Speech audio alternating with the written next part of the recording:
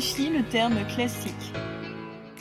Le terme classique vient du latin classicus, qui désigne les individus de première classe, c'est-à-dire les citoyens les plus aisés. Ce sont également ceux qui savent lire et écrire. Par extension, le terme classique a ensuite qualifié au XVIe siècle les auteurs que l'on étudiait dans les classes, ceux qui étaient recommandés comme des modèles à suivre. C'est au XIXe siècle que le terme désigne l'ensemble des caractères propres aux œuvres littéraires et artistiques de l'Antiquité et du XVIIe siècle. Stendhal, dans son pamphlet Racine et Shakespeare, va ainsi opposer l'ancienne école, le classicisme, à une nouvelle conception de la beauté, le romanticisme.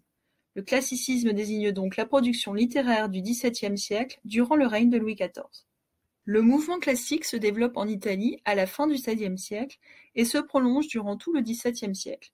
D'abord présent dans le domaine de la peinture, il s'étend ensuite en France et gagne tous les domaines artistiques. Le classicisme touche en effet tous les arts. La peinture, l'architecture, la sculpture, la littérature. À noter que ce qu'on appelle la musique classique n'existait pas à l'époque, puisqu'elle s'est développée au siècle suivant, au XVIIIe siècle. Le contexte politique. On délimite généralement le mouvement classique entre 1660 et 1715, à la mort de Louis XIV. La France vit alors une période de stabilité politique et économique. Louis XIV, le roi Soleil, est un monarque absolu de droit divin, ce qui signifie que c'est Dieu qui a placé les Bourbons sur le trône de France. Le roi reçoit d'ailleurs un sacre religieux. Il centralise tous les pouvoirs, législatifs, exécutifs, judiciaires. Il unifie le royaume de France par la guerre contre l'Espagne et le Saint-Empire. Sous son règne, la France va rayonner par ses arts sur toute l'Europe durant tout le XVIIe siècle. La France connaît également une période de stabilité religieuse, consécutive à la fin des guerres de religion du XVIe siècle. La religion catholique est réaffirmée comme la religion officielle. Le roi révoque l'édit de Nantes en 1685, qui permettait aux protestants d'exercer leur culte en France. Cette révocation fait fuir les protestants hors du pays. La société française est depuis le Moyen-Âge divisée en trois ordres, le clergé, la noblesse et le tiers-état. Le tiers-état étant composé à la fois de bourgeois, de marchands, de paysans, d'ouvriers. La société est stable et les évolutions sociales sont lentes et sourdes. Les bourgeois sont en voie d'enrichissement et on compte davantage de gens instruits. Un véritable bouillonnement intellectuel est à l'œuvre. Il se constitue des douzaines d'académies en France, qui permettent à leurs membres de partager leurs connaissances et de les diffuser. L'État en crée une dans chaque domaine culturel. Richelieu fonde ainsi l'Académie française, Académie de lettres, en 1635, celle de peinture en 1648, ou encore l'Académie des sciences en 1666. Les 40 membres de l'Académie française sont chargés d'introduire l'ordre dans la langue et dans la littérature, par le moyen d'un dictionnaire, d'une grammaire et d'une poétique, c'est-à-dire un traité de versification et de poésie. Louis XIV met en place un mécénat royal.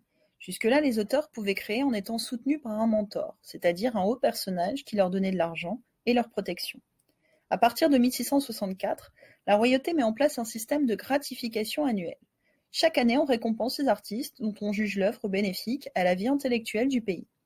C'est évidemment un moyen de contrôle très efficace pour le roi, qui s'assure ainsi de la reconnaissance des artistes qui vont contribuer à sa gloire personnelle et à son rayonnement international. Les caractéristiques du mouvement.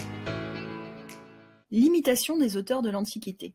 Les grands auteurs de l'époque, tels que Corneille, Racine, Molière, La Fontaine, s'inspirent des auteurs de l'Antiquité grecque et romaine. Ils considèrent que ces auteurs sont des modèles à suivre, tant pour la beauté de leur style que pour la profondeur des sujets traités. La Bruyère s'inquiète ainsi dans les caractères que tout soit dit. En ce qui concerne les mœurs, le plus beau et le meilleur est enlevé. L'on ne fait que glaner après les anciens et les habiles d'entre les modernes. Parmi les auteurs de l'Antiquité qui sont source d'imitation pour les auteurs classiques, en voici quelques-uns. Chez les Grecs, Euripide, Sophocle, Aristophane, et chez les Latins, Plaute, Horace, Virgile. Cependant, cette imitation ne doit pas être confondue avec un plagiat. Les auteurs classiques conservent dans leurs œuvres cette part caractéristique de leur époque qui leur permet de faire une œuvre personnelle. La Fontaine, qui réécrit des fables du grec Ésope ou du latin Horace, affirme ainsi dans son épître à Huée : « Mon imitation n'est point un esclavage. Je ne prends que le sens et le tour et l'idée, tâchant de rendre mien cet air d'antiquité. » On retrouve ce goût pour l'imitation des antiques en peinture. Le peintre Lebrun va décorer les plafonds de Versailles de représentations d'inspiration mythologique, où les exploits du roi Louis XIV occupent une place centrale. La sculpture s'inspire elle aussi des œuvres antiques. François Girardon, le sculpteur du roi, va décorer les jardins de Versailles de statues monumentales, qui représentent des scènes mythologiques. Dans une grotte du parc, il place par exemple un Apollon, souvent associé à Louis XIV, servi par les nymphes. L'idéal de l'honnête homme. L'idéal classique s'incarne dans le modèle de l'honnête homme. L'honnête homme est d'abord un homme du monde, bourgeois ou noble, qui fait preuve d'élégance, de courtoisie et de modestie. C'est aussi un homme cultivé, mesuré, c'est-à-dire qui fuit toute forme d'excès et qui sait rester maître de ses émotions. Les classiques prônent l'imitation de la nature, seul moyen d'atteindre la beauté. Cette imitation permet également au lecteur et au spectateur de s'identifier au personnage, car il s'agit aussi pour les auteurs de mettre en place une action qui respecte la vraisemblance. Molière déclarait ainsi dans la critique de l'école des femmes « Lorsque vous peignez les hommes, il faut peindre d'après nature ». Plaire et instruire. Ce précepte vient de la poétique d'Aristote, qui recommandait le placere et docere. Les auteurs doivent s'attacher à mêler l'utile et l'agréable. Les œuvres doivent plaire au public, mais aussi l'instruire. Les fables de La Fontaine divertissent ainsi le lecteur, tout en lui adressant une morale implicite ou explicite sur la société, les mœurs ou la politique. La correction des vices et des mœurs. La devise des classiques est le castigat ridendo mores, c'est-à-dire que l'auteur corrige les mœurs grâce au rire. Molière déclarait ainsi dans Tartuffe « L'emploi de la comédie est de corriger les vices des hommes ». Les classiques ont donc repris à leur compte le précepte des anciens Grecs, selon lequel le théâtre devait purger les passions, c'est-à-dire opérer une catharsis, une purification dans l'esprit du spectateur. Le goût de l'ordre et de l'harmonie. Là où le baroque au début du siècle se caractérisait par la représentation d'un monde changeant et chaotique, le classicisme recherche l'ordre et la clarté, la mesure et la retenue. Molière fait ainsi dire à Philinte dans Le Misanthrope « La parfaite raison fuit toute extrémité ». Les classiques condamnent ainsi toute forme d'excès. On retrouve cet idéal d'ordre et d'harmonie dans l'architecture de l'époque. La colonnade du Louvre, droite et imposante, symbolise la rigueur classique. Il se manifeste également dans le jardin classique, appelé également jardin à la française. Ces jardins ont un tracé symétrique qui repose sur les principes de la géométrie, de l'optique et de la perspective. Il s'agit de faire triompher l'ordre sur le désordre de la nature. La rigueur formelle. La langue française va être codifiée. Le grammairien Vaugelas écrit en 1647 un ouvrage intitulé « Les remarques sur la langue française ». Il s'agit de standardiser le français. Il y recueille les manières de parler de la bonne compagnie, c'est-à-dire des auteurs de son époque, ainsi que des membres de la cour. Les classiques vont également légiférer la création littéraire, c'est-à-dire imposer des règles à respecter en littérature.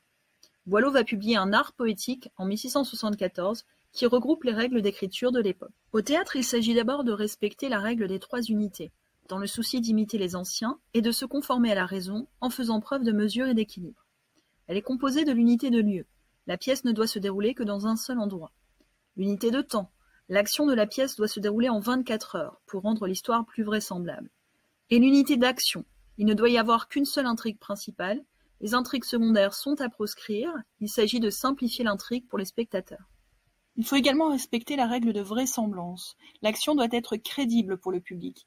Il ne faut donc pas de magie ou de surnaturel sur scène, par exemple. Il faut que s'impose une impression de vérité. Boileau déclare ainsi « Jamais au spectateur n'offrait rien d'incroyable ». Il y a également la règle de bienséance. On ne doit rien représenter sur scène qui puisse heurter la morale des spectateurs.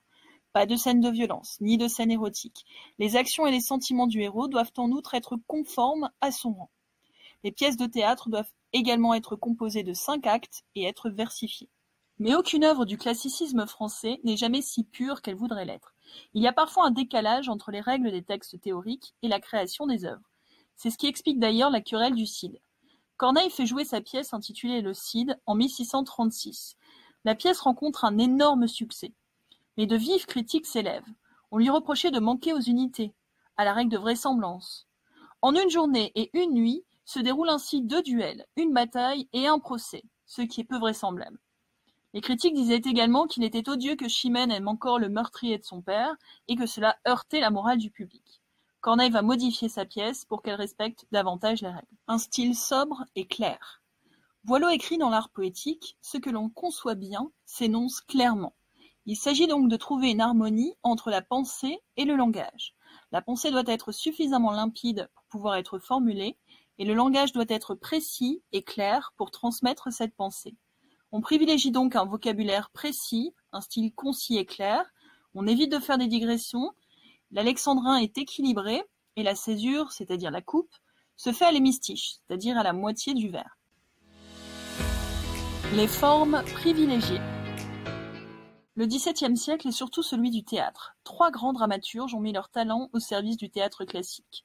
Corneille et Racine essentiellement pour la tragédie, et Molière pour la comédie. Mais le XVIIe siècle est aussi le siècle des moralistes, c'est-à-dire des écrivains qui réfléchissent sur la nature humaine à travers des écrits argumentatifs. On peut ainsi citer La Rochefoucauld, avec ses maximes, ou encore La Bruyère, avec les caractères. Ces deux ouvrages donnent à la critique sociale une impulsion nouvelle et la transforment en satire. Ils ouvrent la voie à l'esprit de réforme du siècle suivant. Le XVIIe siècle voit aussi la résurgence, après une longue éclipse, de genres littéraires hérités de l'Antiquité. Outre la fable, il y a également les lettres. Madame de Sévigné est une femme de lettres, célèbre pour la correspondance qu'elle adresse à sa fille, dans laquelle elle fait la chronique spirituelle et sensible de la cour et des salons parisiens. Les auteurs classiques.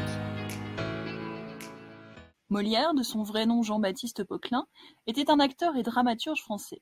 Il a fait de la comédie un instrument d'analyse de la société et des travers de l'homme.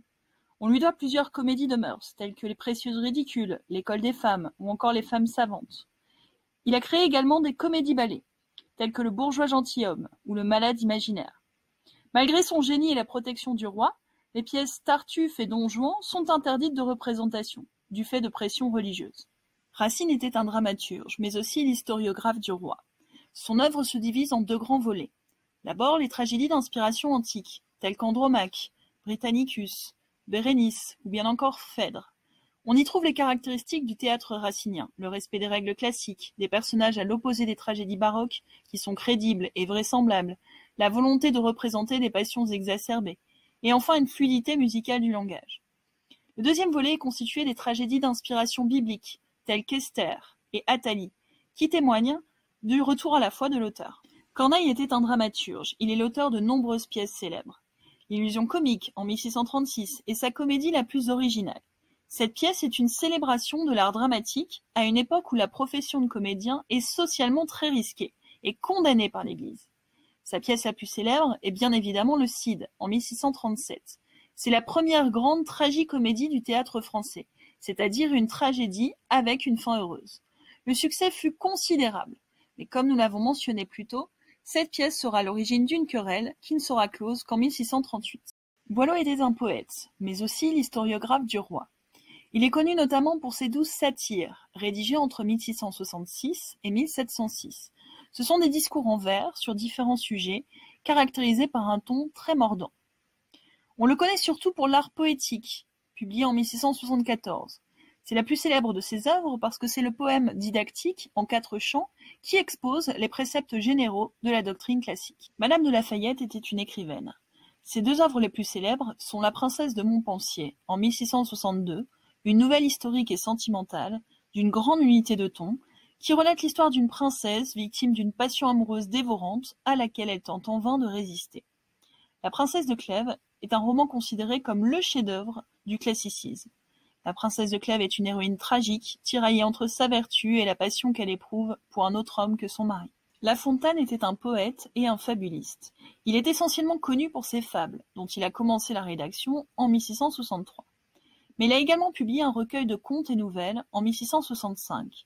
Ces contes sont libertins et prennent à l'occasion pour cible les gens d'église, ce qui le poussera évidemment à être confronté à la censure de l'époque. La Bruyère était un moraliste. C'est l'homme d'un seul livre, Les Caractères. Cette œuvre a connu 8 éditions, entre 1688 et 1694. D'année en année, La Bruyère enrichit son œuvre de remarques. Il veut peindre l'homme.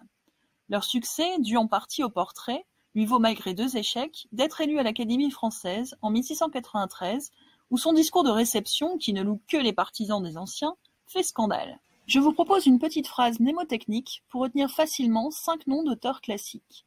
Une corneille, perchée sur une racine de la Bruyère, Boileau de La Fontaine. Vers la fin du XVIIe siècle, des failles apparaissent au sein du classicisme. Vers 1680 se déclenche ce qu'on a appelé la querelle des anciens et des modernes. Cette virulente polémique a agité l'Académie française, ainsi que l'ensemble du monde littéraire et artistique français du XVIIe siècle.